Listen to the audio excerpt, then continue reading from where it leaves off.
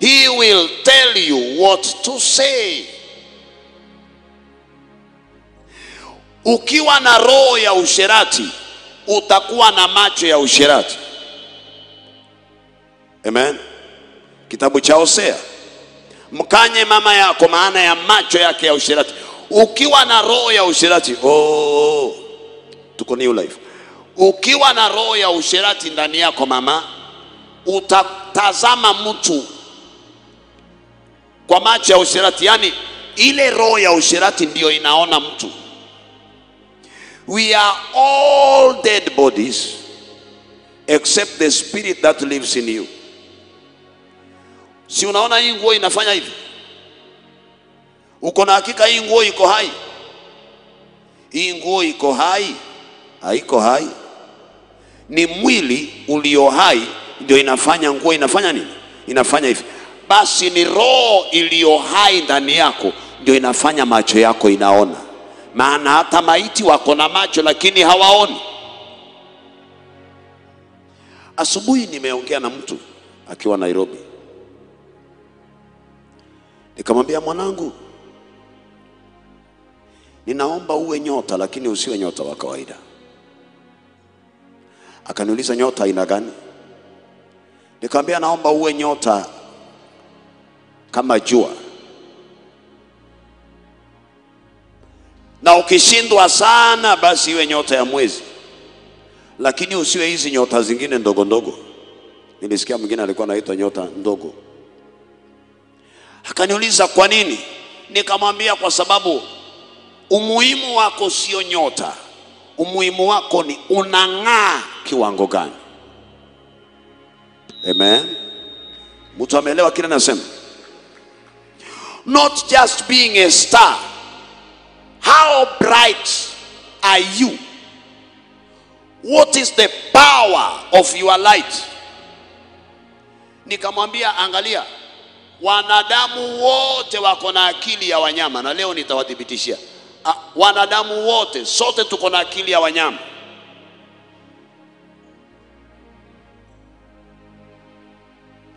Ikifika asubuhi tunavaa mavazi, haujui mahali tumetoka sote, and we are very smart. Jua likitua, kila mmoja anavua mavazi yake yote, anabaki kama mnyama, anaenda kulala usiku. Wakati kuna giza, watu wote ni wachawi, wanatembea uchi wote. Nikamwambia, omba Mungu akufanye kama jua, ili uking'aa watu, funika uchi za watu, angazia watu, waone mabaya yaliyo ndani yao na waache mabaya. Become a star. Nipe speakers please, sauti. Become a star, but not just a star. That when you shine, everybody who is naked will run to get some cloth, ajifunike. Maana hata mwenye macho giza likiingia hajali akiwa uchi. Familia yenu ikiwa uchi economically hawajui, lakini siku ile utafanyika nyota ya kifedha, watu wote watavaa mavazi, wataelewa uchi wao.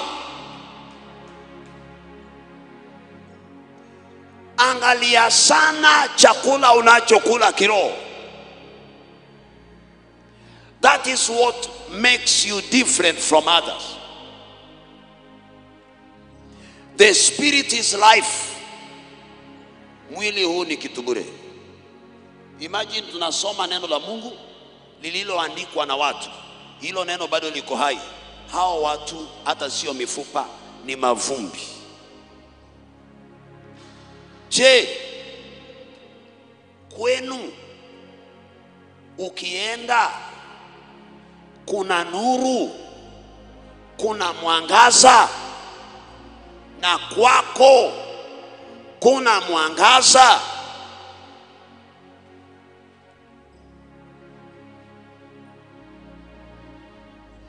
Inchini kwenu kuna mwangaza. Kuna mataifa injili inahubiriwa lakini haina ladha na haina nguvu. Sijui kama ushawahi kwenda kwa kanisa ambao haina ladha na haina nguvu na haina uhai. Tangia uwe mshirika ndivyo ulivyo, ama maisha yanaharibika zaidi. Usiende kanisani kwa sababu umeambiwa ni nzuri. Ukiambiwa kwa Pastor Ezekiel ni kuzuri, ipeleleze hiyo madhabahu, ili ukipata iko na roho, ikupe roho ya uhai, maisha yako yabadilike. The Spirit gives life. Mulizaa wasichana wangapi? Wameolewa wapi na ni warembo? Mulisomesha vijana wangapi? Wameajiriwa wapi na ni wasomi? Nani amekwambia Kenya hakuna kazi? Iko. Nani amekwambia ng'ambo hakuna kazi? Kazi ziko. Nani amekwambia hakuna mtu wa kuoa? Hata huyu kijana wangu anatafuta kuoa, si ndio? Hajaoa. Hata huyu msichana wangu wa kamera hajaolewa. Na wewe unaona anaingiza macho yake kwa kamera. Wewe unatafuta, unasema Pastor nimeshindwa na kuoa. Hajaolewa na yeye pia anatafuta wa kuoa, kumuoa. Wewe pia unatafuta wa kuoa na hamuoani. Mkipata roho ya ndoa, mtaoana leo, sisi kesho tutasherehekea. It is the Spirit.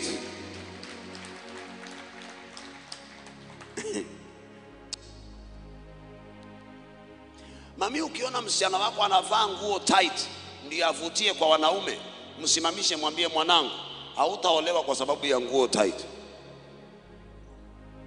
Wanakataa. Wewe ni Adonai, wewe Yesu, wewe ni Adonai, wewe Yesu.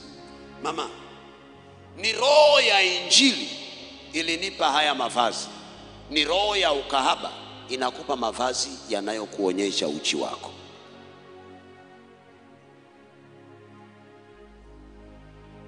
Najua injili yangu ni tamu, lakini saa zingine inachoma. Ni roho ya elimu inampa mtu uniform kuenda shuleni. Ni roho ya udaktari inamfanya anavaa zile nguo na kuweka zile vitu. Akikosa hiyo roho, akaingiwa na roho ya wazimu, ni daktari lakini mwenda wazimu, haiti daktari, ako barabarani. Listen to me. The way you behave resembles the Spirit in you. Someone can coach you on what to say, but when you are provoked, you will not answer according to what you are coached to say. The Spirit in you will reveal itself. Hiyo ndio maana polisi akija kwako anakuuliza maswali haraka haraka ya kukuudhi, ndio yule roho ndani yako aongee.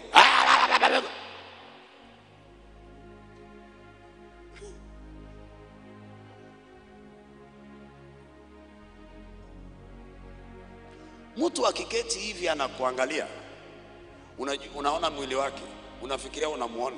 That is not the real person. Si ndugu yangu, yule mtu unamuona ameketi, siye mwanadamu, ni matendo yake.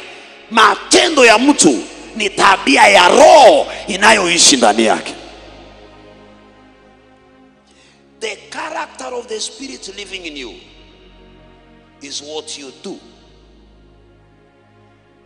Ndugu yangu, ukioa mara ya kwanza aende, ya pili aende, ya tatu aende, usilaumu wanawake, hawana tatizo. Ni yule roho ndani yako.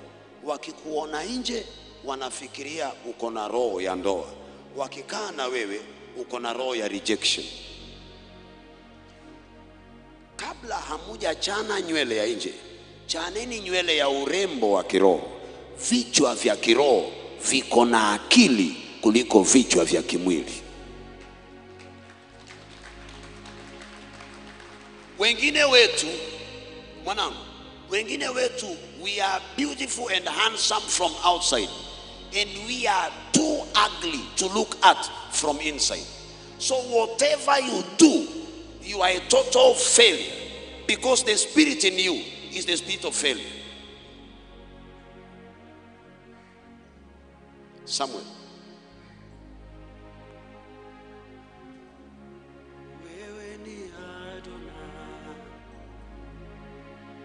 Si unaona si station yetu haiko hewani, si ndio? Nakwambia kuna kuja njaa, vyakula havifanani. Mtu kama hata kuja hapa atalala njaa tu.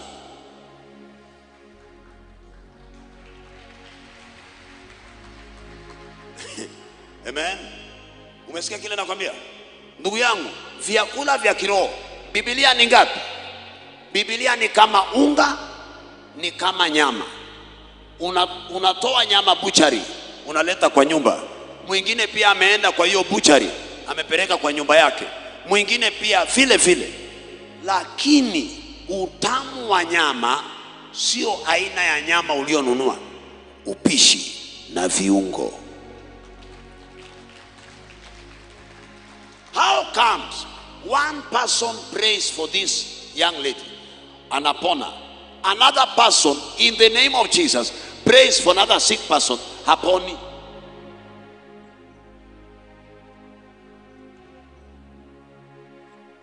Mtu ananielewa?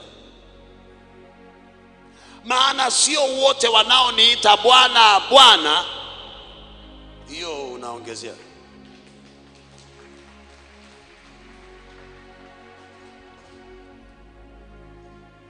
Kuna watu watashiba na kuna watu watalala njaa sana.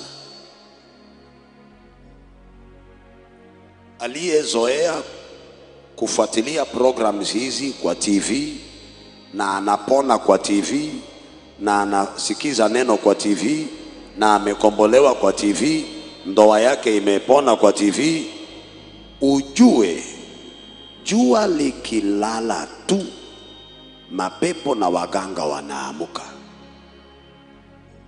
Sijui kama mtu amenielewa. Usifikirie shetani ni mjinga. Kwa nini New Life?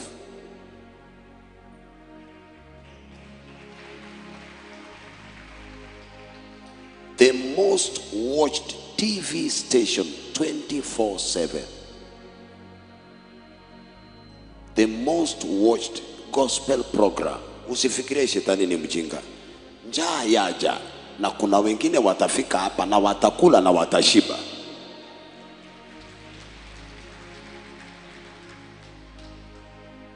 Sababu mwingine hana bundles za kufuatilia program kuanzia asubuhi mpaka asubuhi. Ni kweli? Mwingine hana simu. Simu yake ni kabambe, inalia kama ile ya babangu, inacheza zile gitaa za Kikamba.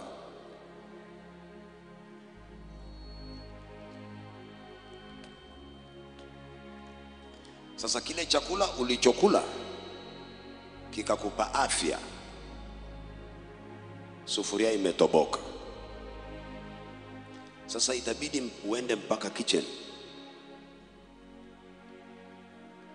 Ndoa yako ilipona wakati mwingine, giza likiingia, pole.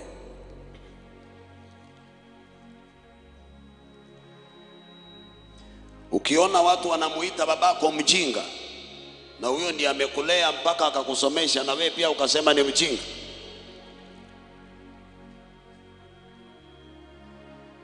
ujue huyo mtu ajui ya kwenu. Huenda ni kwa vile mmewashinda kikwenu.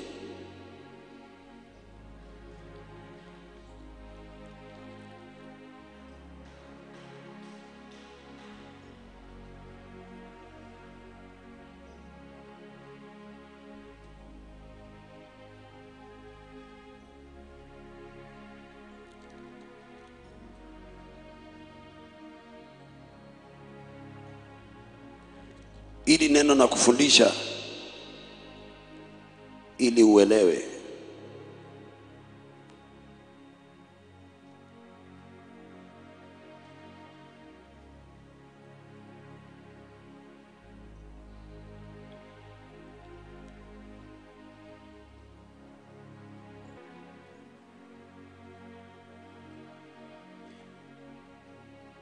The book of Samuel, 1 Samuel chapter number 9 verse 3. And it will happen when you have come there, the city, that you will meet a group of prophets coming down from the high place with the stringed instruments, tambourines, flutes, and harps before them, and they will be prophesied.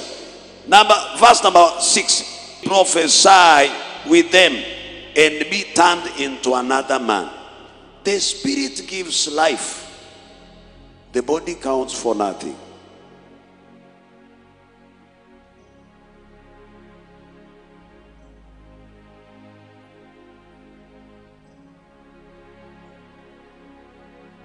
The spirit gives life.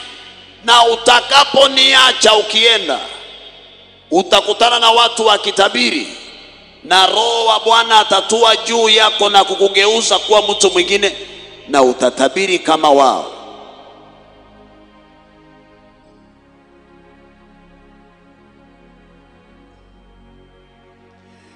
Ikiwa roho ya failure iliyokuwa ndani ya Sauli isingebadilishwa, angebaki vile vile.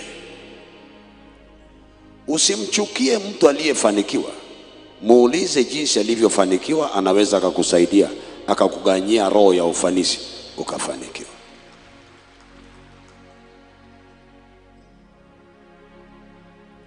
Inchi iliyobarikiwa ni inchi ambayo inatafuta mtu mmoja aliye na nyota nzuri, wanaijenga.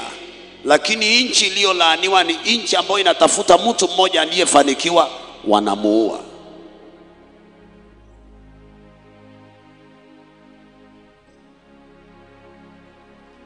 Mataifa yaliyonawiri yanaangalia ni nani ako na usomi wa hali ya juu na anaelewa kisayansi. Wanampa ufadhili wa bure na wanatumia ufahamu wake kwa kuinua uchumi na hadhi ya taifa lao. Taifa ambao iko na tatizo inatafuta yule mtu msomi ama mzuri, wanamuua.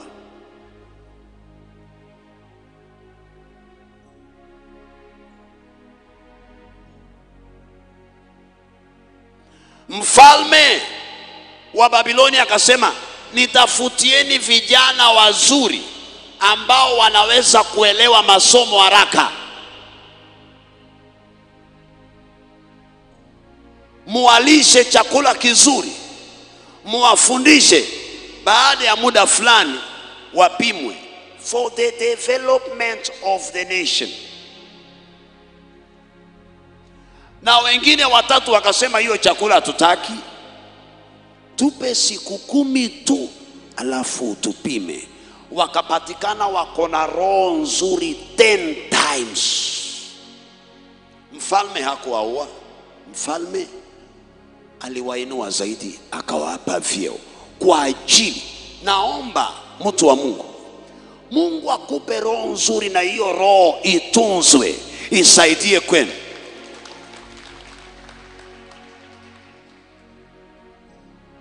You are not different from others. In fact, mumeketi hapa mnanisikiza, na mimi si mrembo, niko na kipara. Sina hata miraba 8, ni 8 ama 4.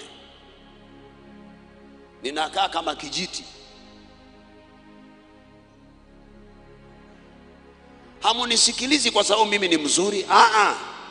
Ile roho niko naye. Naomba hiyo roho iingie ndani yako, ikusaidie. Nitawafundisha vitu kadhaa. Nikimalizana hii roho, nitakufundisha kitu kingine, alafu tutaongea.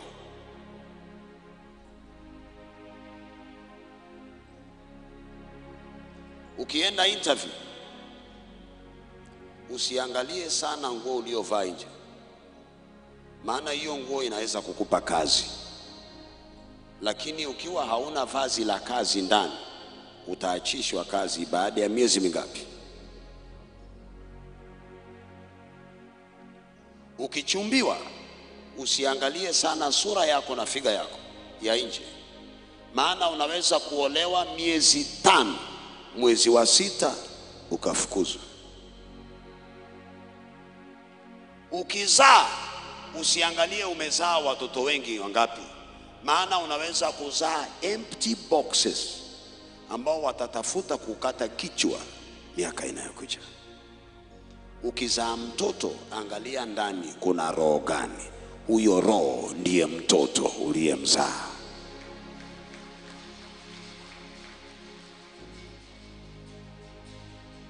Amen. Nimesema tutawafundisha vitu viwili.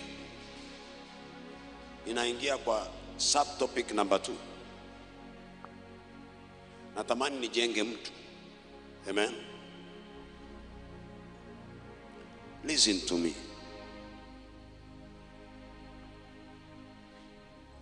Ikiwa unataka kuishi juu ya wengine, hautaishi hewani. Ni lazima uishi mahali palipoinuliwa zaidi. Na ukiishi mahali palipoinuliwa zaidi, ili ufike huko, kuna kupanda mlima. Na wote walioogopa mlima wataishi hapa chini. Number 1. Number 2,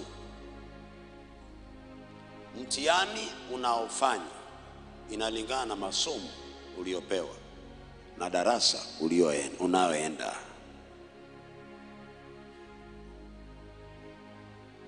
Mtamenielewa? Ninaongeanga kwa mafumbo mengi. Naomba Mungu akupe uwezo wa kuelewa. Kwa maneno yangu 100, 80% huwa ni mafumbo. Usifikirie yale niliyosema ndio namaanisha.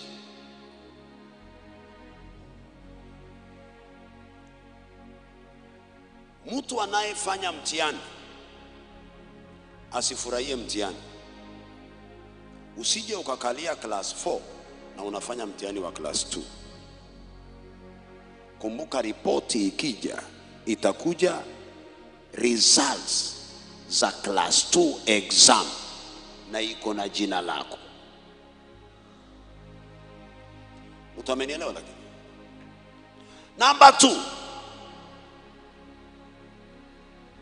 ikiwa unakalia mtihani unaenda class 8 na mtu amekalia mtihani wa class 6, hao watu wote wanafanya mtihani mwisho wa mwaka. Lakini ukisikia mtu wa class 6 anasema ai, huo mtihani wako ni kali jameni, ni kali, hiyo siwezi kufanya. Mwambie shida sio mtihani, shida ni darasa lako. Kwa hivyo usilie na wanaolia kwa sababu mtihani ni mkali. Angalia darasa lako.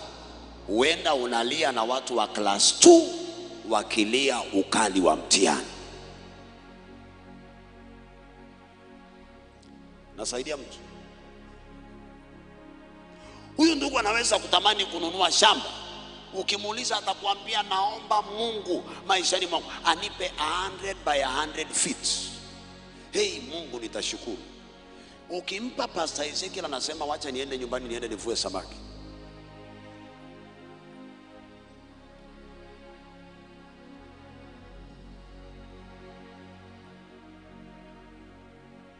Mtu anaelewa mafumbo yangu? Number 3,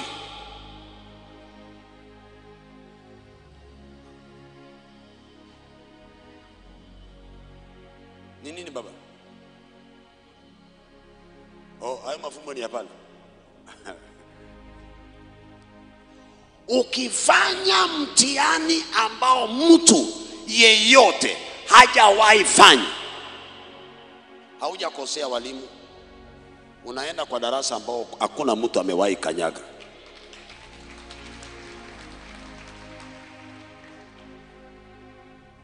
Tulipokuwa tunasomea chemical processing technology as a course, ilikuwa introduced kwa hiyo college for the first time. Tukaambiwa that's the first time. Kwa hivyo hakuna revision papers. And you are the first class.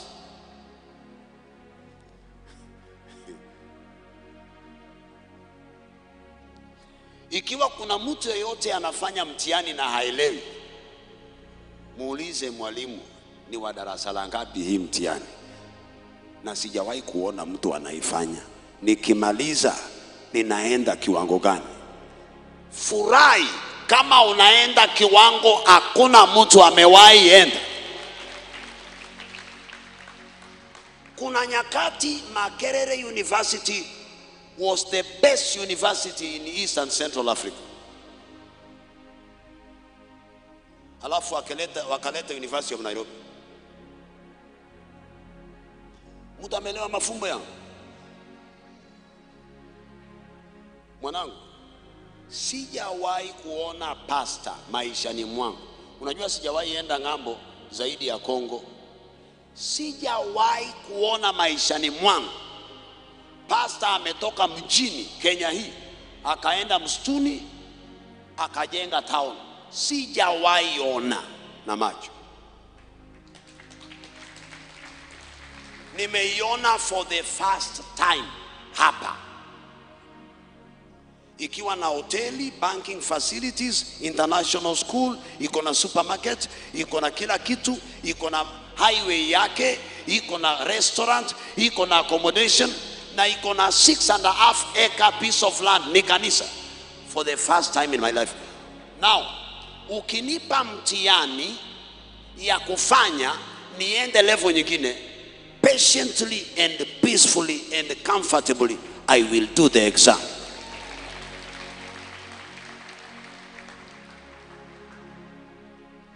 I better fail after sitting for the exam than to run away from the exam. Utamenielewa? Lakini usitoroke mtihani. Fanya mtihani, hautaanguka.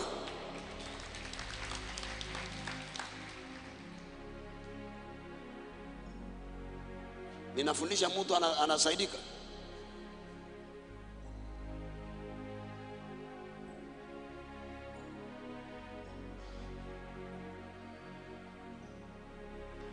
Lakini ukitoroka darasa ukasema how come unaniletea mtihani hakuna mtu amewahi fanya.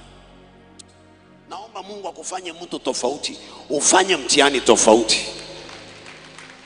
Mungu akufanye nyota tofauti, ung'ae tofauti.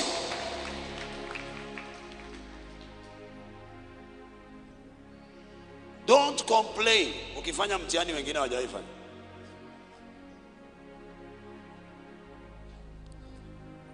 Ukijenga nyumba wengine hawajawahi jenga, you are not a devil worshipper. You are just a good builder.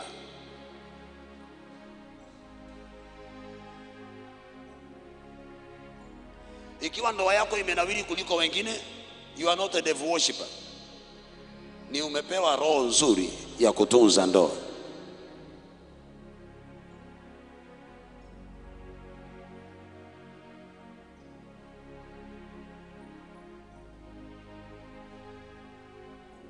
Listen to me.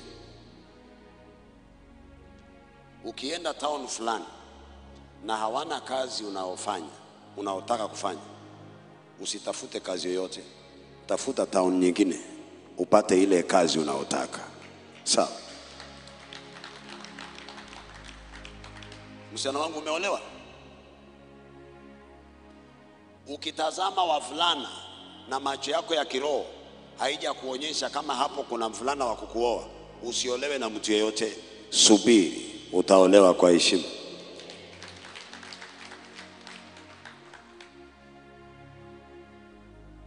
Darasa unaloenda upimwa na mtihani unayofanya. Muulize mwenzako, ulifanya mtihani gani?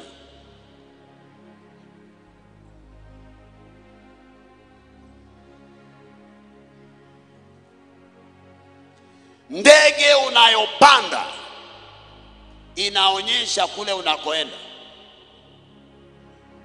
Boeing 777 haitoki Mombasa ikienda Lamu. Hiyo patia helicopter.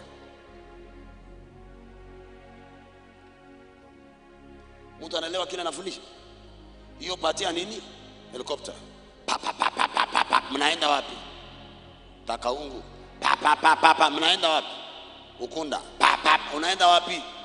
Ezekiel anapeleka chakula Turkana. Pa pa pa pa.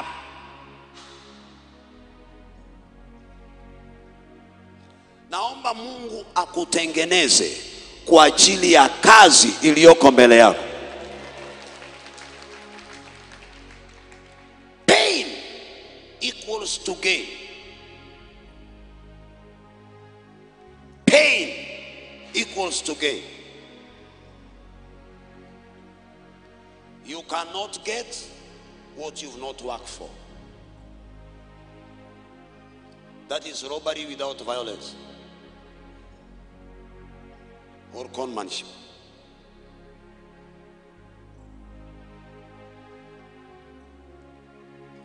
Unaweza ukatafuta kile ulichoona, huwezi kutafuta kile ambacho hujawahi ona. Mungu akupe macho ya kiroho uone kile unachotafuta chini ya jua. Finally, kuna watu hawajawahi ishi lakini walizaliwa. Hiyo nitaiacha kwa mafumbo. Kuna watu hawajawahi ishi tangu wazaliwe, na kuna wengine walikufa baada ya kuzaliwa, hawakuishi. Nikufafanue kidogo.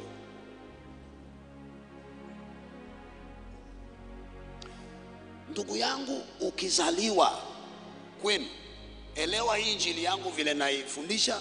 Ukikasirika pia ni haki yako. Wajua, ukiambiwa Pastor Ezekiel ni devil worshiper ukaamini, ni haki yako, haujakosea. Si ni masikio yako imekupa hiyo chakula, unakula tu mpaka unakunywa supu. Listen to me. Ikiwa uko hapa na ulizaliwa, ndugu yangu wewe, na babako akakugawia shamba, hiyo ndio shamba unamiliki, unaoa, unazaa, unagawia watoto wako. Haukuishi. Uliongeza idadi ya binadamu walioishi, waliozaliwa, lakini you didn't bring any difference on earth. Najua nimechokoza mtu. Kwa umri huu, ikiwa unakula kwa sahani ya mzazi wako mama, total failure. Nimekupa ruhusa, kasirika, lakini usinipurie mawe. Niko na mawe mengi ananitosha, usiniongezee jiwe lingine. Nimepurwa mawe ya kutosha, usiniongezee jiwe lingine. Wacha yale ambayo yanatoka kwingine yaje. Wewe usiongeze, kasirika tu, lakini usiongeze jiwe lingine. Sababu natamani ukasirike, ufunguke macho. Mtu kipofu aliyeketi anatazama TV na anasikiza sauti, na ameketi kwa kiti masaa mawili ana watch TV. Ana watch TV kweli? Ndugu yangu, kama mke wako alienda ukachukua mke wa mtu mwingine, umeishi naye miaka 30 ama miaka 20, usifikirie waenda wazimu ni wale wanapiga kelele. Kuna waenda wazimu hawapigi kelele.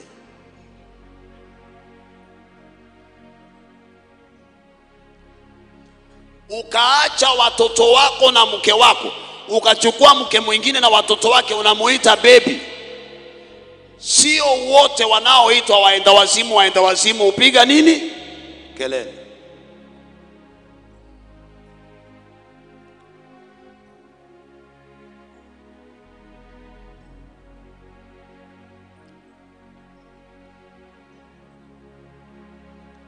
Mzaliwa wa kwanza ni mbegu ya Mungu. Ikiwa wewe ni mzaliwa wa kwanza na hauna nyota, usiwahi fungua kinywa chako ukasema ndugu yangu watatu wako ng'ambo. Huo pia ni ugonjwa wa akili.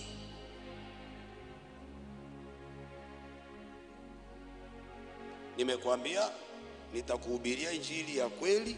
Kasirika, lakini niko na mawe ya kutosha, usinipure na nyingine.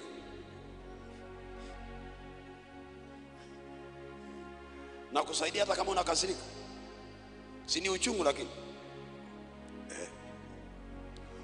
Ukiwa unaishi na mume wa mtu na unamuita baby, wewe ndio baby, maana ungekomaa au ungeishi na mume wa mtu.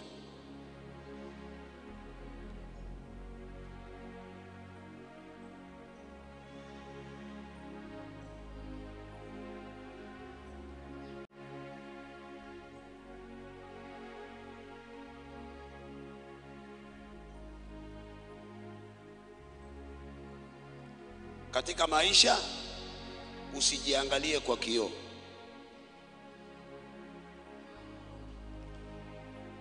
Kioo nzuri ni macho ya watu, yale wanayoona kwako na yale wanayosema kwako. Basi hiyo ni kioo nzuri. Usipoteze wakati kujiangalia kwa kioo.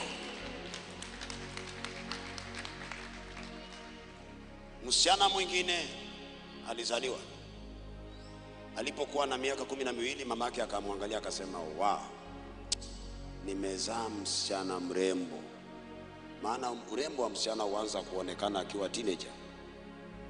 Alipokuwa na 22 years, mamake akaandaa sherehe, kwa sababu alikuwa mrembo kuliko wasichana wote.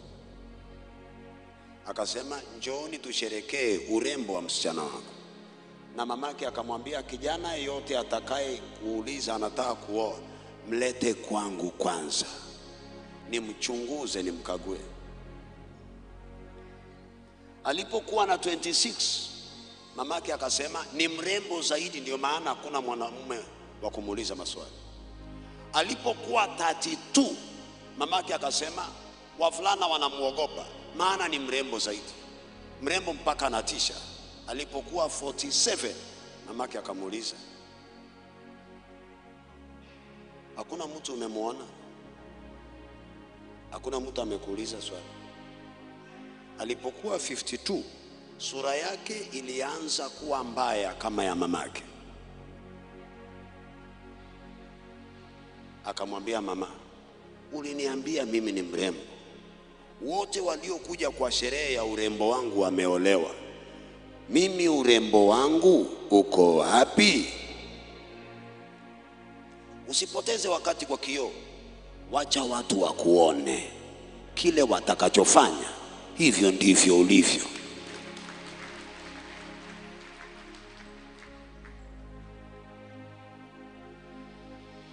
Ndugu yangu, karibu.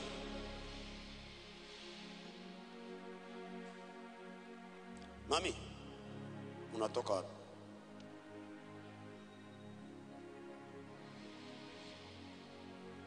Unatoka Uganda, miaka yote umeishi Nairobi. Nimeona mamangu. Karibu mama. Asante kunifikia. Karibu. Mimi vile mai wangu Wacha huyu mama kwanza aongee. Nilijua utaongea. Unatoka Uganda lakini unaishi Nairobi. Miaka yote. Miaka yote. Hii ni ibada ya meza ya Bwana. Nini nimekuleta? Nilikuja wakati wa Jumaa. Ulikuja Jumaa? Haujarudi? Haujaregea? Haujarudi Nairobi? Sijarudi, sijaonja damu ya Yesu.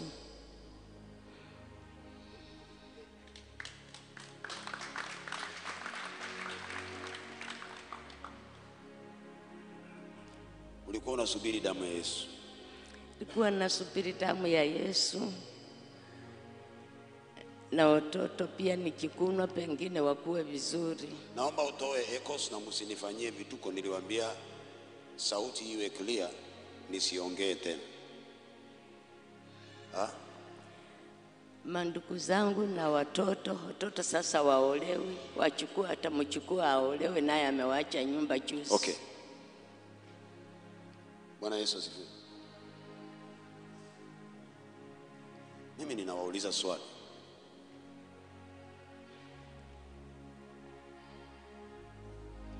Si watu tunaenda kanisani? Si ndio? Ndugu yangu, uko na begi, umetoka wapi? Mwingi. Asante. Huwa tuko na bags. Bags ni double G. I don't know. Think something like that. Uliza mwalimu wako wa kizungu. Pasa ulipata ngapi kizungu? Nitakuonyesha siku nyingine. Watoto wasichana wa kike wazuri hawaoleki,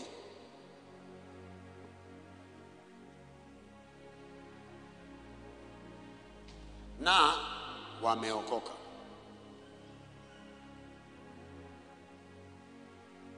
Unajua hii nchi yangu hata kama inakataa hii injili, inahitaji kuhubiriwa hii injili mpaka kwa kitchen.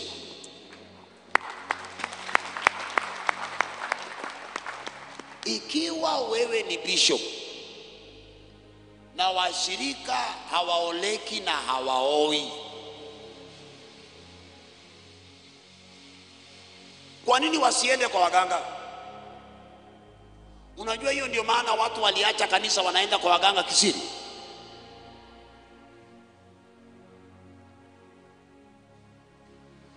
Na wakienda mahali wameenda wakafunguliwa, wengine wanasema huko ni kubaya, si ndio? Chunga chakula kilichokuletea afya, usije ukabadilishiwa na chakula kingine. Talaka ni roho. Kama isingelikuwako, hakungekuwa na terminology inaitwa divorce. Anything that is not there has no name. Basi kama talaka iko, talaka ni roho. Ikikukamata, it doesn't matter how beautiful you are.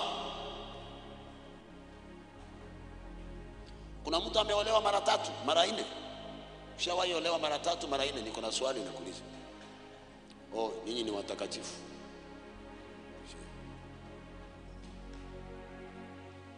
Mama, mwanadamu ili afanikiwe ni roho iliyoko ndani yake, sio sura yake. Msichana ili aolewe ni roho ya ndoa. Unajua ukimwambia msichana wa miaka 11 I love you, anaenda kumwambia tu ndio behavior ibadilike.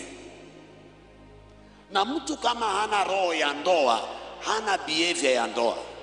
Mtu akiwa na roho ya usherati, ana behave kiusherati. Hizi vitu huwezi kupata kwenye chuo cha teolojia, ndugu yangu, hakuna. Mimi nikuulize swali. Nani alifundisha teolojia? Nani alikuja na teolojia? Alifundishwa na nani?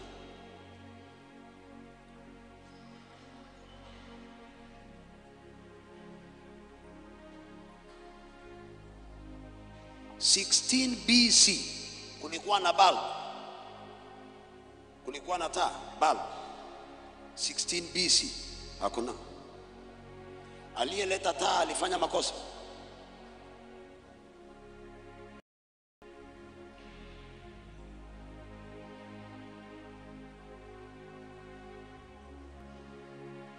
Unapotumia damu ya Yesu Kristo, unaingia kwa kitu kinaitwa covenant. There is no covenant, there is no new covenant minus old covenant. Amen. New covenant huwa inaharibu old covenant. Na wakati unaona talaka kwa ndoa, watu hawaoleki,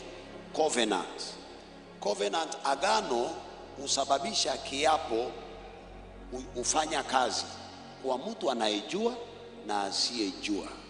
Kwa mfano, ikiwa babako alienda kwa mganga akakula kiapo kwa mganga kwamba mimi mtoto wangu wa kwanza atakuwa chizi ndio wengine waolewe, popote hata to the next 10th generation watakuwa chizi, either awe chizi zaidi ama chizi fresh. Now unahitaji a new covenant plus a powerful blood kuondoa ile covenant ya kwanza. Number 1. Number 2, wakati baba ameenda kwa mganga kwa ajili ya familia yake, familia nzima imeenda kwa mganga, na uganga itakamata familia nzima. Wakati mama amehusika kwa damu ya Yesu na mwili wa Yesu kwa ajili ya familia yake, familia yote imekombolewa.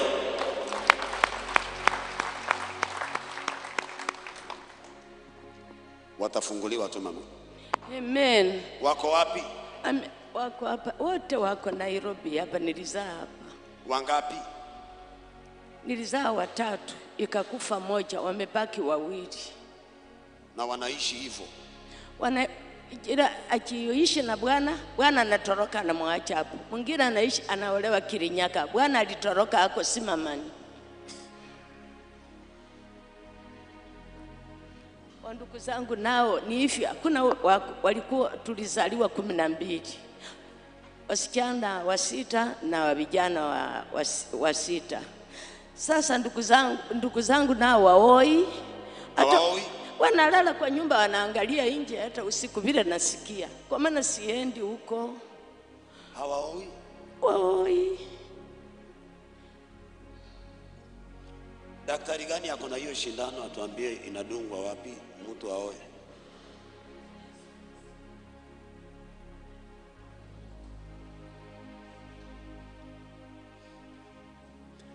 Mama, amini Mungu, watafunguliwa tu. Amen. Amen.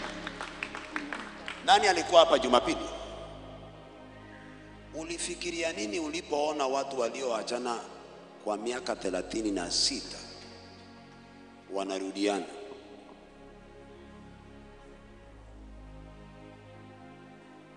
Alafu uambiwe mahali Yesu amefanya hivyo kuna mapepo. Hata kama wewe ni chizi, si unaelewa kidogo?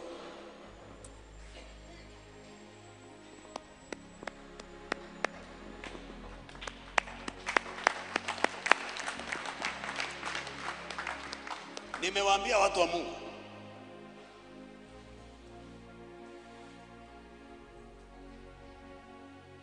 mchunge msilale njaa. Siwafichi,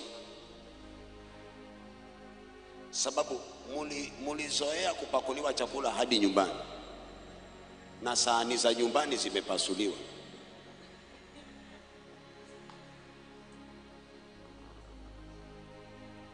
Ulikuwa haulipi,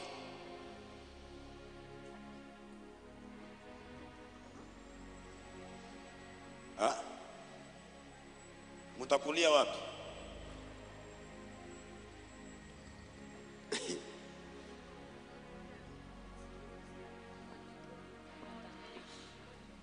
Unajua ukisikia nimekatisha hivyo bila kuongea, nishaongea nimemaliza. Mami karibu. Nishike mkono. Nishike mkono. Karibu. Bwana asifiwe. Amen. Okay, mimi naitwa Celestina Mimo. Natoka Kisumu. Nilikuja on Sunday. Nilikuwa nimekuja ibada ya shukurani, na tena nilikuwa nataka kukuja kuhudhuria meza ya Bwana kwa ajili ya maisha yangu na maisha ya watoto, na tena nimekuja kwa ajili ya kampuni yetu. Kampuni yetu imekuwa na shida nyingi sana from 2016, ambapo hata mali tuko hapa, yani tu hatujapata hata salary from January. Sasa, yani mnafanya kazi na mjapata salary tangu from January. Okay. Nifundishe kitu. The success of a company depends on the workforce, the professionals who are working there, not the materials. Ndio maana nilisema ukiajiri watu wanaotafuta mshahara, kampuni itaanguka. Ukiajiri watu ambao wanatafuta mahali pa kufanya kazi so that they can show their performance, kampuni itafanikiwa. Amen.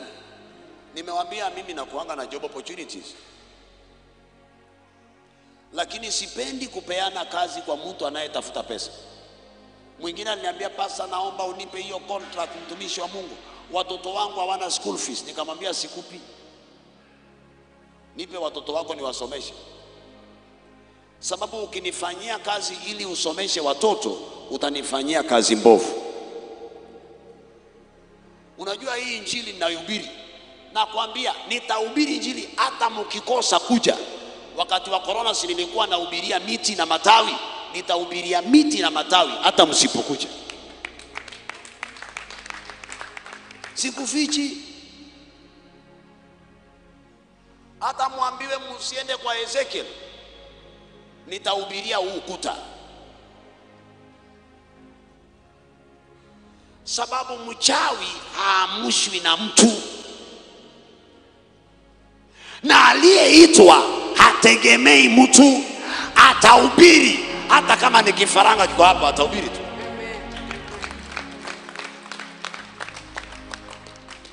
Hii sifanyi nilipwe. Singejenga shule, ningeenda nijenge hoteli fulani mahali ambapo watu hawajui. Mimi hata saa hii niwe maskini, I'll be a very happy man. Kwamba sina chochote, nimerudi kuvua samaki. Mungu anajua ile kazi ninamfanyia. The one who knows my testimony, God. So mami, mnapofanya kazi kwa kampuni, ni mtu aliye na roho ya ufanisi aongoze kampuni, kampuni itafanikiwa. Amen, amen, amen, amen. Number 2, unajua siku moja kulikuwa na mzee mmoja aliyezaa watoto wake 10 na ngapi? 2. Kanani. Moja akaota akiwa nyota, na nyota zingine 11 na jua na mwezi wakamuinamia. Hizi nyota zingine zilimkamata huyu mtu, zikasema tunaua. Mnaelewa hiyo story? Moja akamwambia ingiza kwa shimo badala ya kuua, hii ni damu yetu. Alipoenda ili arudi amuokoe, wenzake wakamchukua wakamuuza. Tafadhali usiuze nyota na usipigane naye. Unaweza kukaa kwa giza hujawaiona.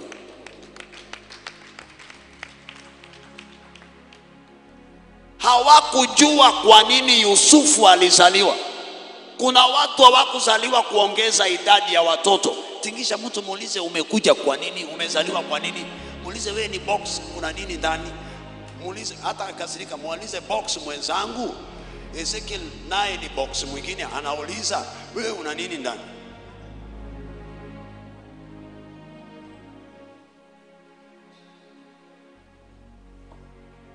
Umekuja na mahitaji na usingizi. Mami si vizuri. Kaa macho. Ninafundisha.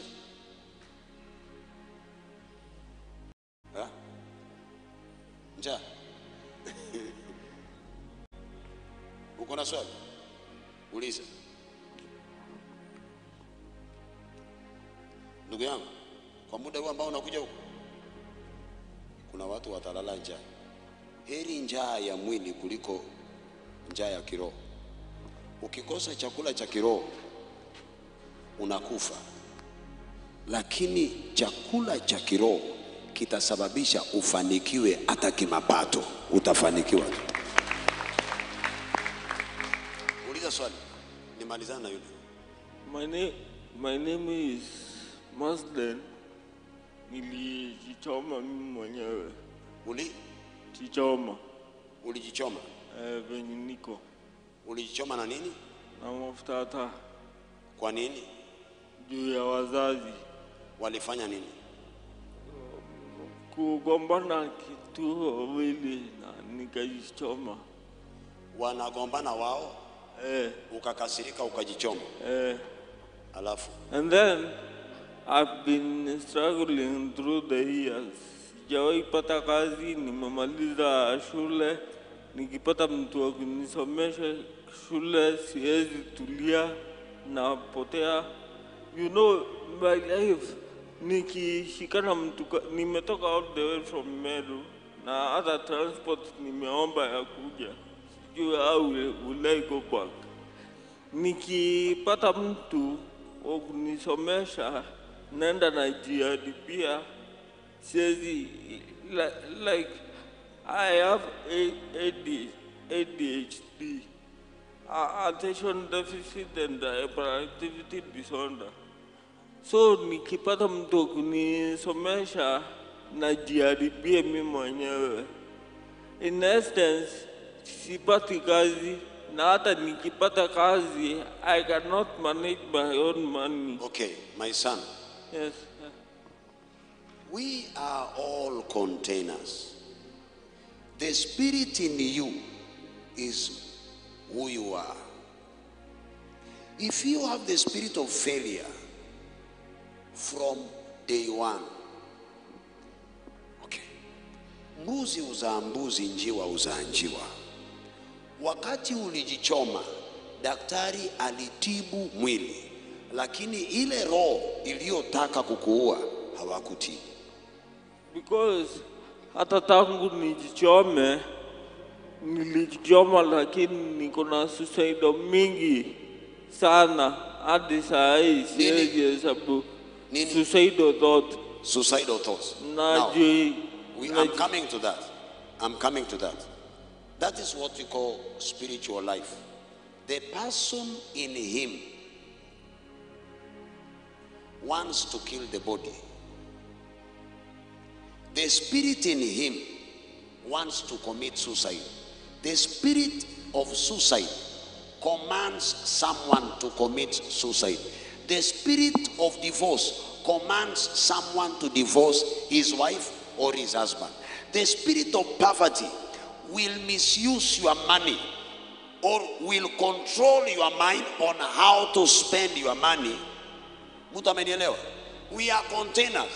Hiyo ndio maana nasema wakati madaktari wanatibu mwili, na wale waliopewa vipawa vya kutibu roho watibu roho.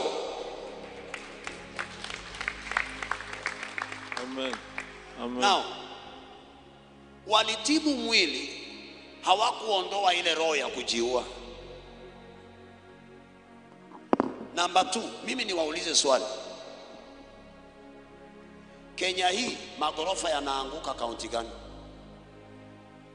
Kiambu, si ndio? Kwani umesikia kuna tetemeko la ardhi Kiambu? Contractors na engineers wanaojenga Kiambu ndio hawana akili?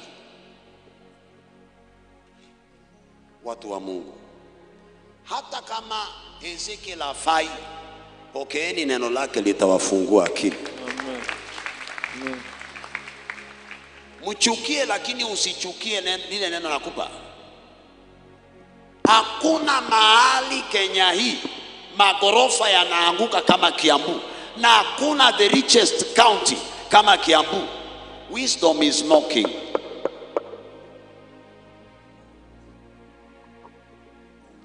Wanaweza wakakuvalisha nguo ya harusi, lakini hawakukupa roho ya harusi, utaachwa tu.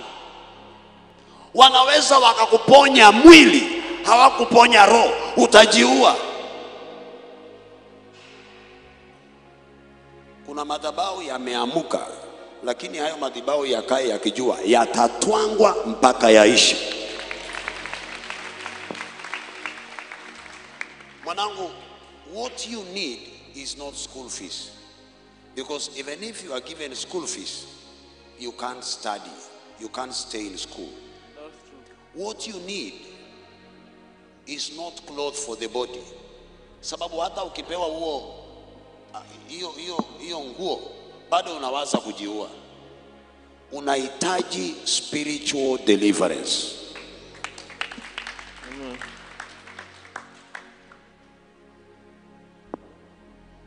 Umenielewa? Utakombolewa leo tu. Hiyo madhabahu itapigwa na wewe ufunguliwe. Alafu pastor, Ungepokea badala ya kungangania kunielezea yote. Please, just relax. Usinganganie mkono. Ngangania kuelewa kile ninachofundisha. Huyo ndio mimi. Mimi huwa naomba unielewe kuliko kunielezea. Alafu pastor, mtarudi Meru aje? Hakikishe pia amekupokonya na roho iliyoleta pesa ya kununua gari. Asipokupokonya hiyo, haja kupokonya chochote.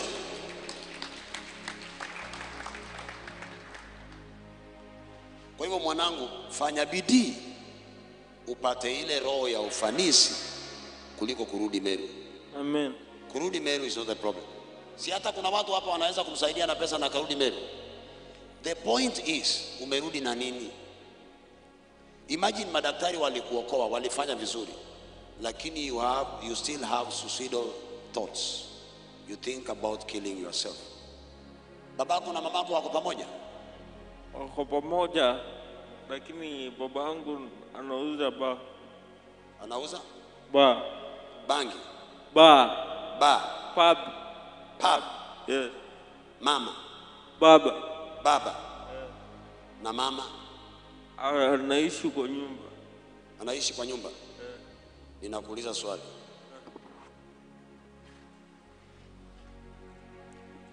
Baba, wewe unakunywa? Hapana. Kwa nini haukunywi? Juu sipendi. Kwa nini upendi? Si babako akupe pombe? Hapana. Kwani pombe ni mbaya? Ni mbaya? Kwa nini babako anauzia watu sumu?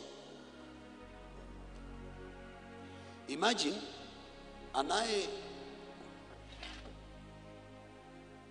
anayeuza pombe inayovunja ndoa ni mzuri, hana tatizo.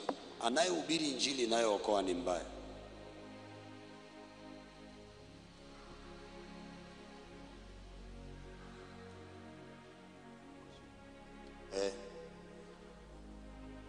Okay. Kwa hivyo hautatamani hata mtoto wako akunywe? Hapana. Kwa nini babako anapeana pombe kwa watu?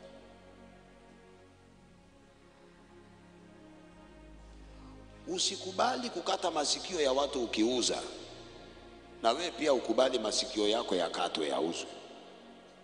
Usimtendee mtu kitu ambacho hutaki utendewe wewe. Ikiwa unafanya ukahaba, na umfundishe mtoto wako ukahaba akiwa mdogo. Na kama upendi mtoto wako afanye ukahaba, na uache kukaa na mabwana za watu. Utafunguliwa mwanangu. Bwana asifiwe pastor. Amen. Naitwa Mwenda Wilfred. Nimetoka Meru. Nilikuwa na hamu sana ya kuingia hapa. Okay. Nilikuwa na hamu sana ya kuingia hapa. Karibu. Siku ile tu nilikuwa nimepanga kuja. Tusiongee kuhusu mambo ya kesi. Yes. Si tumeelewana? Okay. Okay. Sasa mimi niko na tatizo. Tatizo langu wakati mtu anaongea au ongei, wakati ulikuwa unaongea hakuna mtu aliinua mkono. Hapana, tutakosana, sitasikia. Ongea na huyo. Wakati unaongea ninanyamaza, wakati huyo anaongea ninanyamaza. Si umeenda shule? Wakati mwenzako anajibu swali unaongea. Haya. Kwetu tumezaliwa watu wanne na tunapendana. Baba yangu aendange kanisa, lakini tangu totoni alitufundisha kwenda kanisa. Na anatupea sadaka. Nahitaji sauti hapo. Na anatupea sadaka tunapeleka kanisa.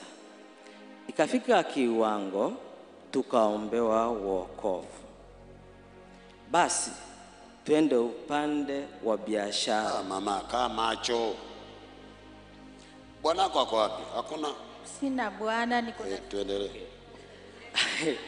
Sasa hakuna mtu anaweza kulala kwa ibada yangu na ameolewa. Labda ni contract. Okay. Sikufichi. Unajua huo ndio ubaya wangu. Ezekiel atakwambia ukweli tu. hata mkiniua mniachie ukweli peke yake.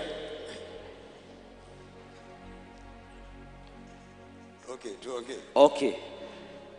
Tukafika kiwango, mimi nilikuwa milionea. Nilikuwa na basi 3 na saizi sina. Nimebaki na gari moja na ni Toyota Noah. Mimi nitakuuliza swali kabla hujaendelea. Yes.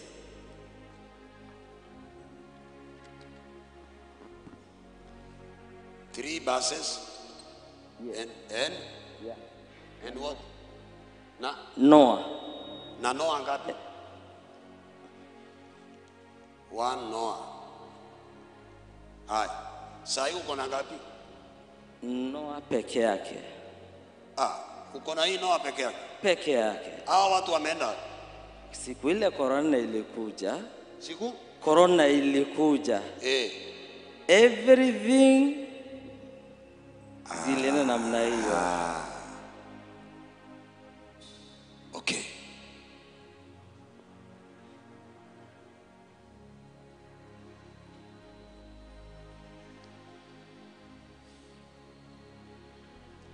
Ninawaomba watu wa Mungu, muwe nyota wa kujitegemea. Musiwe wanadamu wanaotegemea nyota, bali muwe nyota zinazotegemewa na wanadamu. Wakati jua linawaka, watu ndio wanaona na wanatoka nje na wanafanya kazi. Na wakati imefika usiku, watu wanaingia kwa nyumba wanalala. So it is the light of the sun that dictates how you work kwa wanadamu. Sasa mimi sitamani uwe mwanadamu wa kawaida. Natamani uwe na nyota, wakati mambo yameharibika wengine wakikimbia, bado unang'aa. Mawingu ya kitanda, jua halisikii uchungu.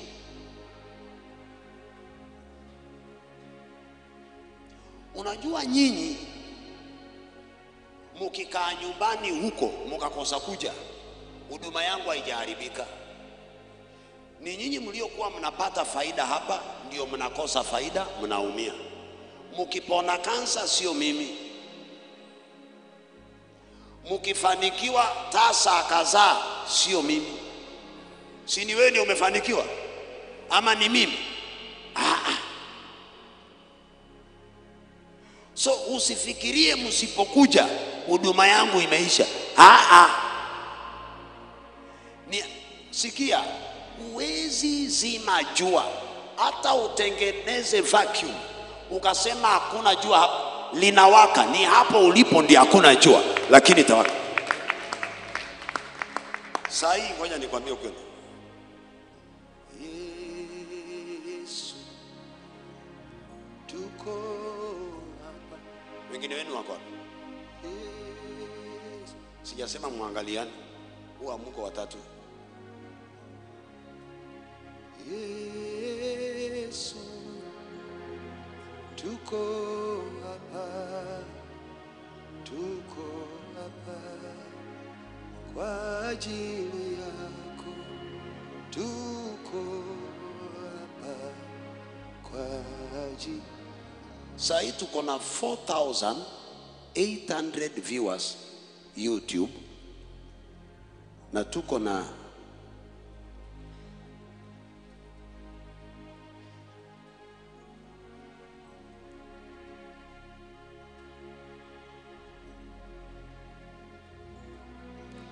$957 viewers kwa Facebook.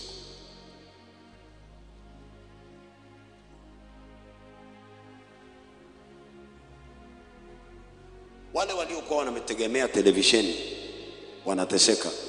Wengine inabidi watumie YouTube na Facebook, na kama hana bundles anateseka.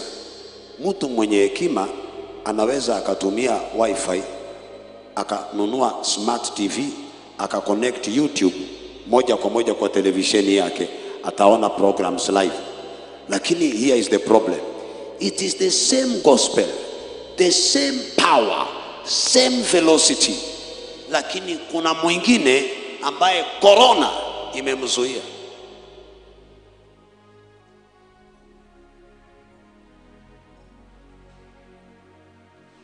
Chochote ambacho hakina uwezo wa kujitegemea, corona itamaliza. Kila attack inayokuja kwa mtu asiye na nyota, anategemea nyota ya mtu mwingine, itamaliza. Lakini ndugu yangu, ukiwa na nyota, listen to me. Unaona hii injili ninayohubiri, it is inbuilt, it is spiritual. Hata ukichukua hii injili ukaipeleka Uganda, Waganda watajaa tu. Ukinichukua ukaniambia pasta sikutaki Kenya, nenda Tanzania, wa Tanzania watajaa tu.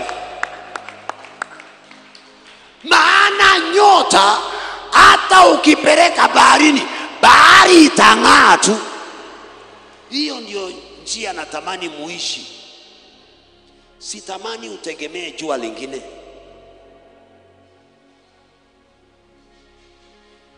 Ndugu yangu, ukililia marafiki inamaanisha you are weak. Marafiki wakikulilia you are strong.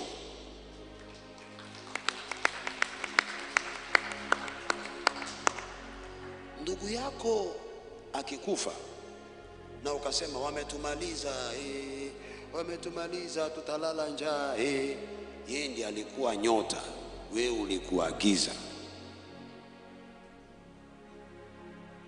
Ninaomba Mungu akubariki kiwango kwamba hata vingine vyote vikiisha, you are still strong. Amen.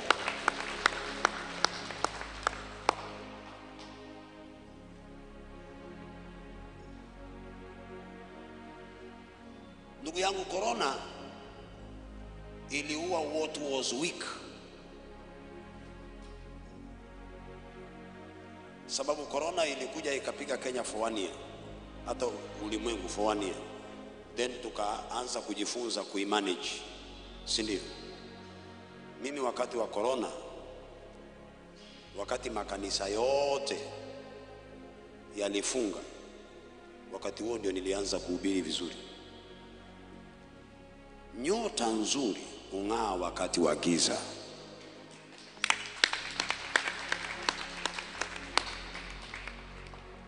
Wakati kuna jua, huwezi jua nyota gani ni gani, hata huwezi ona mwezi. Wakati wa matatizo, uzuri ni kwamba safari hii ni corona yangu mimi peke yangu.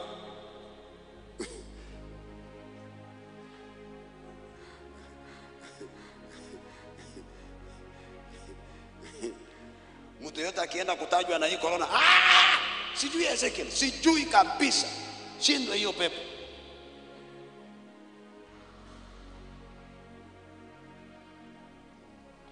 Na pia ujifunze, wanadamu watakupenda ukitajwa vizuri.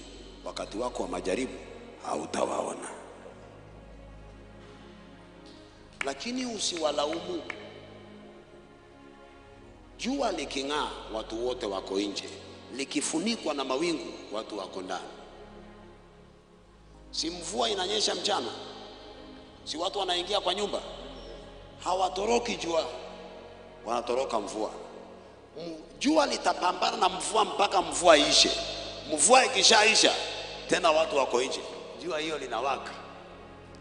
Kwa hivyo wewe jua usinungunike. Ni tabia za wanadamu kutoroka mawimbi, lakini wewe jua saidia watu. Amen.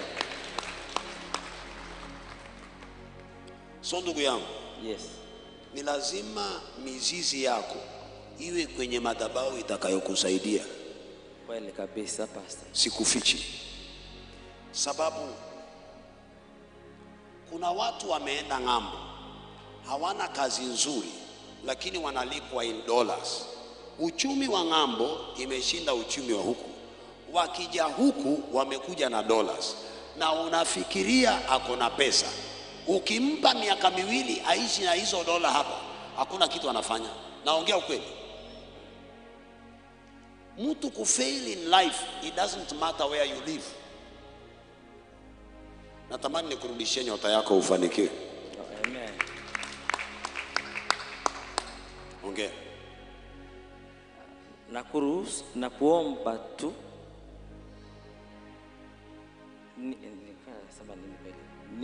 unikubali niwe mwana wa madhabahu haya. Wataka kuwa mwana wa madhabahu haya? Yes. Wewe umesikia yale yamesemwa? Bado unataka kuwa mwana wa madhabahu? Yeah. Okay. No problem. It was just part of humor. Unajua sometimes pastor. No. Okay. Listen to me. Situipeleke pole pole. Okay. Tupunguze speed. Okay. Bwana Yesu asifiwe. Yes.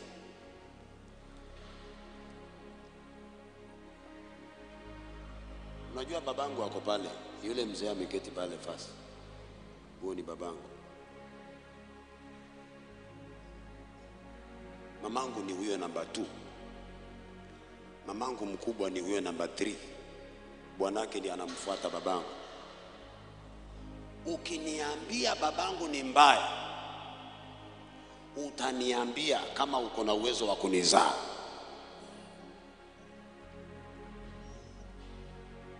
Kama uwezi kuzaa mtu kama huyu, nenda umshukuru huyo mzee amezaa mwanaume. Haujawahi kumsikia akihubiri, hujawahi muona, umemwona kwa runinga. Ukiniambia mamako hana akili na amenilea akanitunza nikafikia hapa, hata hujamtukana mamangu, umenitukana mimi. Sikia, angalia kwenu vizuri, ujue kwenu. Hata ukiambiwa kwenu ni kubaya na unajua ni kuzuri, kaa kwenu. Maana huyo huenda akona wivu na maendeleo ya kwenu. Ndio maana nakwambia kwenu ni kubaya. Mimi sijaona ubaya wa mzee James na mama Rebecca. Wewe unaniambia ni wabaya. Hii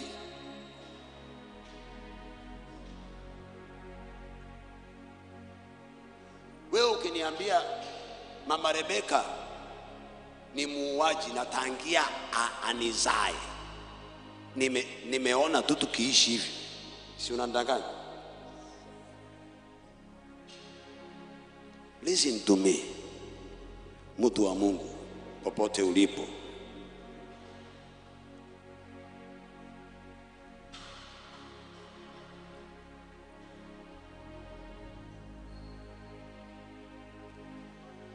Saa zingine ukiona stima inachoma nyumba ya kwenu, usimlaumu electrician.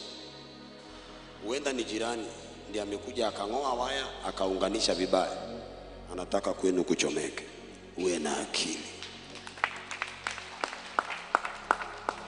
Lakini usipochunga utalala njaa kama wao, utateseka kama wao.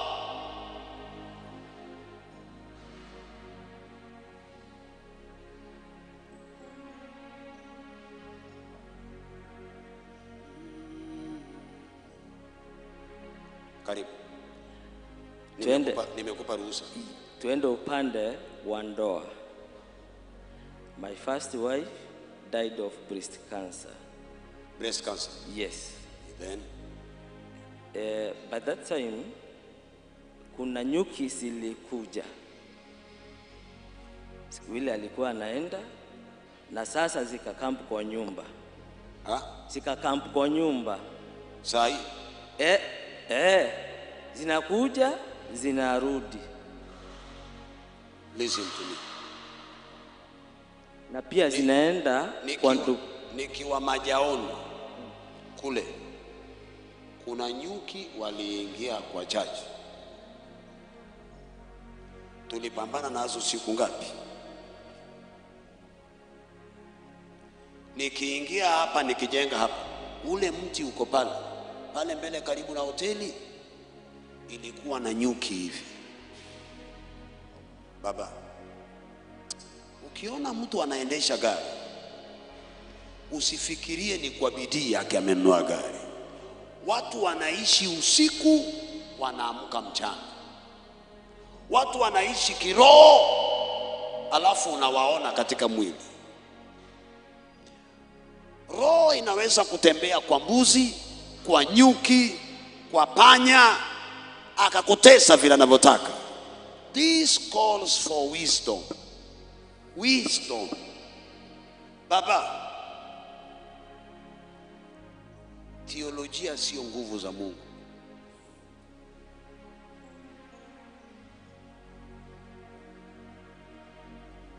Hata tukiambiwa tusomee teolojia, nitaenda kusoma, lakini ile shule nitaenda zaidi ni shule ya nguvu za Mungu, Roho Mtakatifu. Teolojia is knowledge about management, lakini nguvu,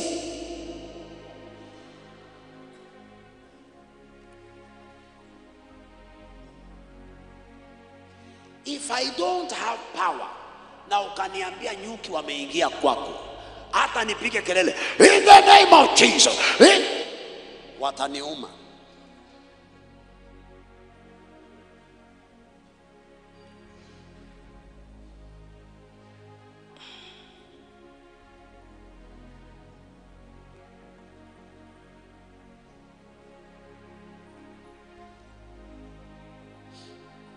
Amerika ilienda ikatoa masomo ya Biblia kwa shule zao.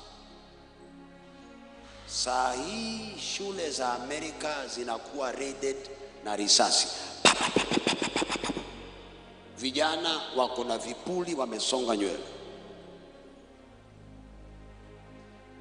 Ugonjwa inayoua watu, ugonjwa hatari zaidi inayoua watu Amerika ni risasi peke yake, inaitwa gun violence. Ukimkataa Mungu unalipa gharama kubwa sana.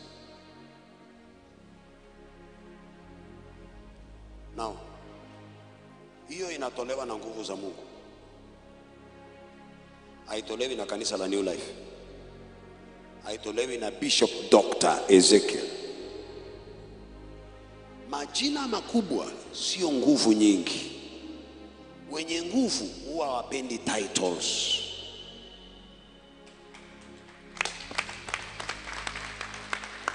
Mtu aliye na nguvu nyingi sana mara nyingi huwa ako na jina moja.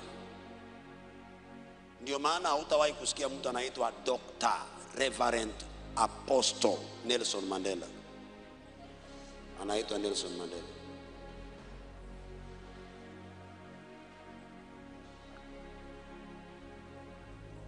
Au utasikia mtu anaitwa Dr. Billy Graham, anaitwa Billy Graham. Benihin ni Benihin. Mwingine aliniuliza, what should I call you? Should I call you Bishop, Reverend, Doctor, Apostle? Nikamwambia, call me Ezekiel.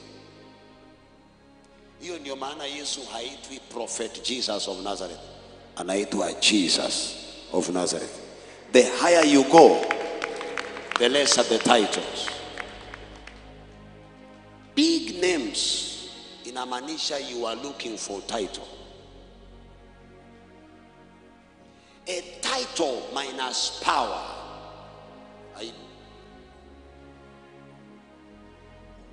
Ufanikiwe. Mke wako wa pili?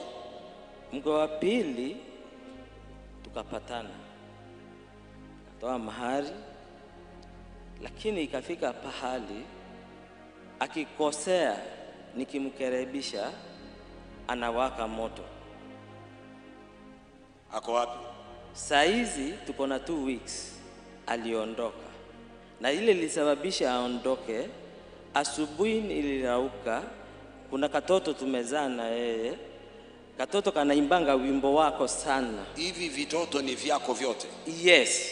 Vitoto alivyovizaa vyote ni vyako? Yes.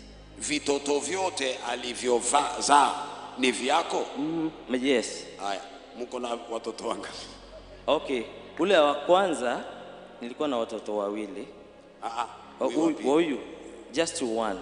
Si umeniambia twins? No. Wewe ndio hujasikia vizuri. Sijasema twins. Nimezaa mtoto mmoja. Sasa Sasa nikijaribu, tuseme kama mtu amekosea kidogo, nikijaribu kumrekebisha, yeye anakasirika. Sahi yako wapi? Saizi hii ni wiki ya pili ashaondoka. Nikimpigia simu achukui. Swali. Yes. Ni kuombea upate watatu? No.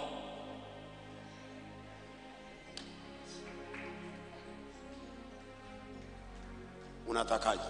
Huyo harudi.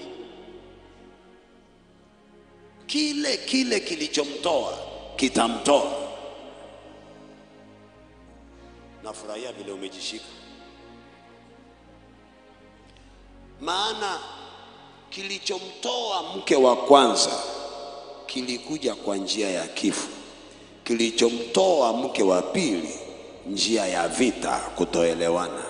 Kitakachomtoa mke wa tatu ni njia nyingine, bora tu talaka. Ukienda barabara ya kuenda Malindi, unaweza pitia sehemu za Hola, utafika Nairobi. Unaweza kupitia Kaloleni ukarudi kwa main road ukaenda Nairobi. Unaweza chukua ndege lakini unaenda Nairobi. Bora umefika wapi? This also calls for wisdom. Kibogoyo ameolewa, mwenye meno meupe hana ndoa.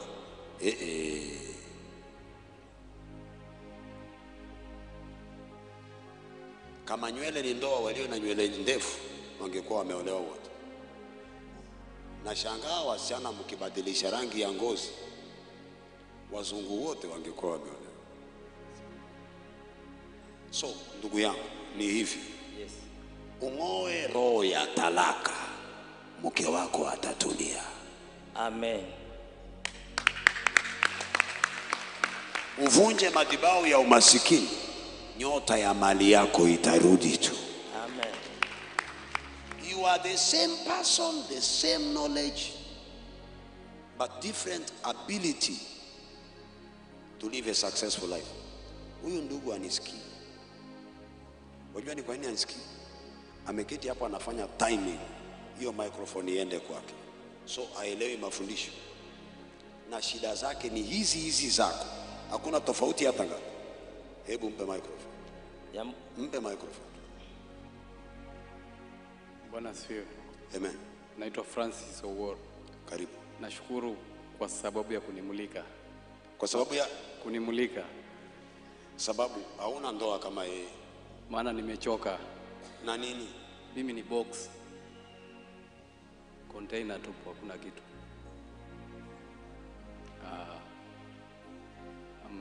Wazazi wangu wana kilio. I'm 37 years old and I don't have anything. 37 years old? Yes.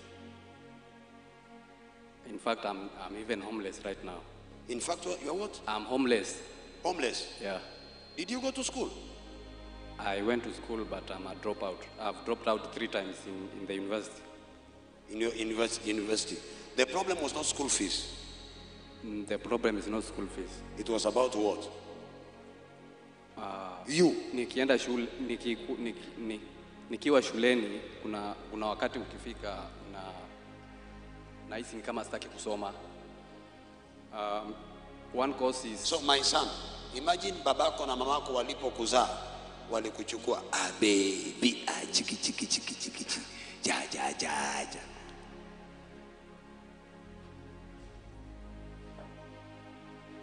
Wewe keti chini ama utoke na kule. Rudi na kule. Sababu ukizaa mtoto na ukaona anang'aa, hakuna mtu alijua Ezekiel mpaka wakati tulienda Kasarani, na wanafikiria hiyo ndio crusade ya kwanza.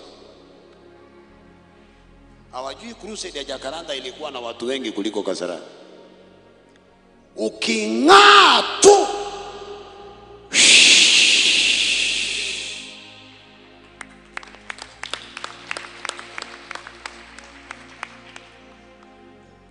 Nilimwambia mke wangu tukitoka Kasarani, mama tunatoka Kasarani, jiandae Ezekiel kwa magazeti na TV kwa habari mbaya.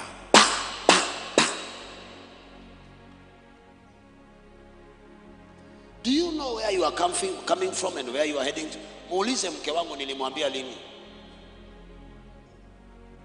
Kambia mama, umeniona kwa gazeti Ezekiel Kasarani picha nzuri subiri.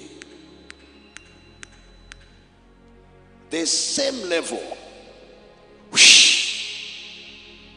Sababu wa kuzima nyota ameona nyota.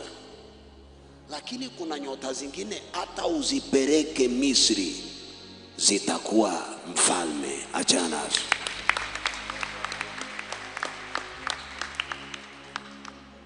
Kuna nyota ukizima utakaa kwa giza. Ikienda popote hao watu sikia. Farao aliishi maisha mazuri sana. Ndugu zake Yusufu walikaa kwa njaa na baba yao. Na walisema tunazima huyu. Wakamchukua wakamtupa huko, wakasema baba, angalia hii nguo ni ya nani?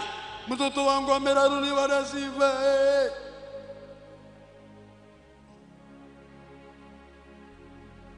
One day the dream. Unajua 2002 niliota ndoto, maono, nikihubiria wazungu, wahindi, waarabu nani. Hata ukinipeleka China, mchina ataokoka.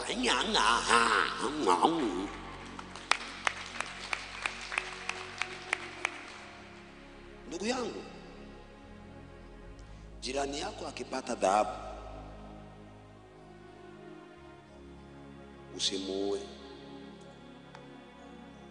Yawezekana hiyo dhahabu inaweza ikakujengea hata boma, hata wewe mwenyewe ukaishi maisha mazuri. Unaweza ukamfukuza jirani yako sababu ya dhahabu yake. Siku moja njaa ikakupeleka mahali yuko.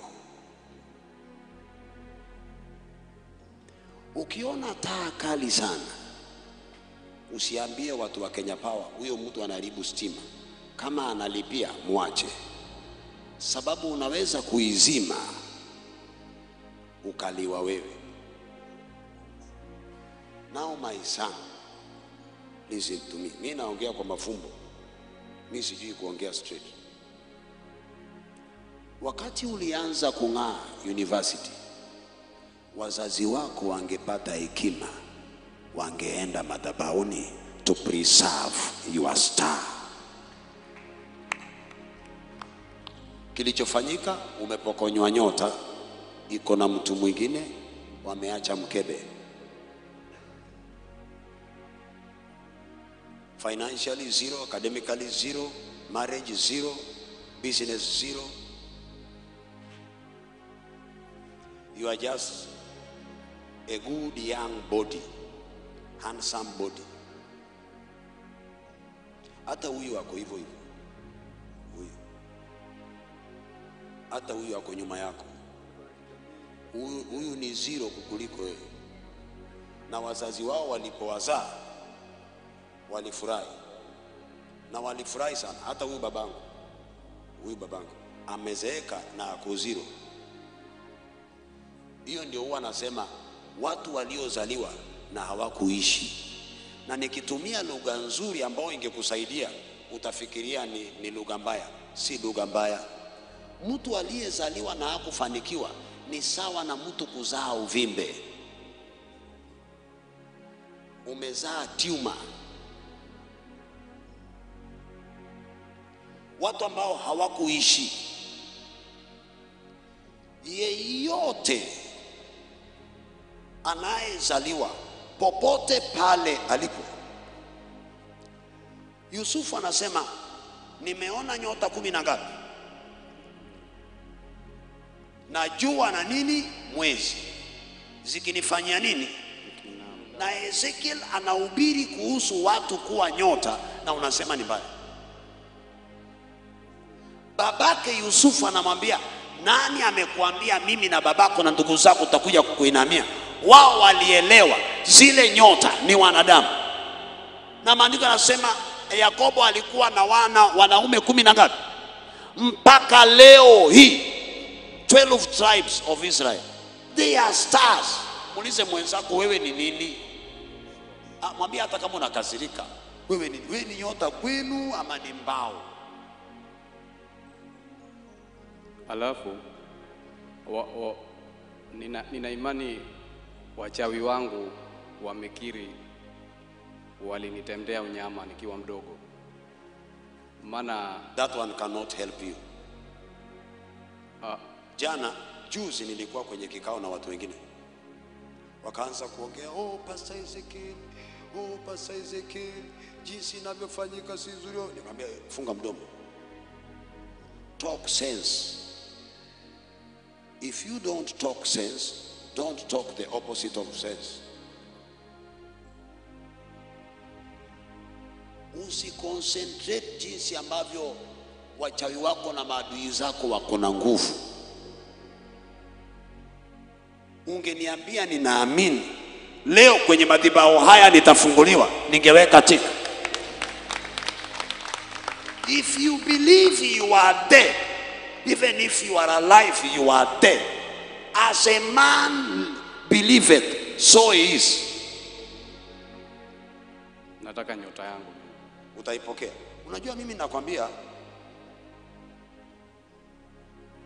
ukinipokonya hizi nguo nikawa uchi, fanya bidii unipokonye uwezo wa kununua nguo hizi. Zikizeeka nitatembea uchi. Nipokonye uwezo wa kununua nguo, na huo uwezo ni roho. Huo uwezo sio pesa. Nipokonye roho, umenimaliza. Ukinipokonya nguo nitanunua nyingine. Ukinipokonya ili jengo nitajenga nyingine. Because it is one's ability to succeed that makes difference. Money is the same. Umenielewa? Money is the same. I give you money, I give you money, I give you money. Your ability to succeed is what makes you successful. It's not the money that I gave you.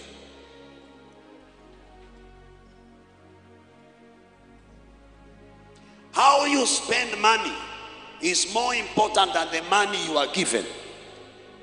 Hiyo ndio maana mtu anauliza, Pastor Ezekiel, wewe umejengaje? Hizi umekamilisha kwa mwaka mmoja. It is impossible. With God, all things are possible, and God liveth in you.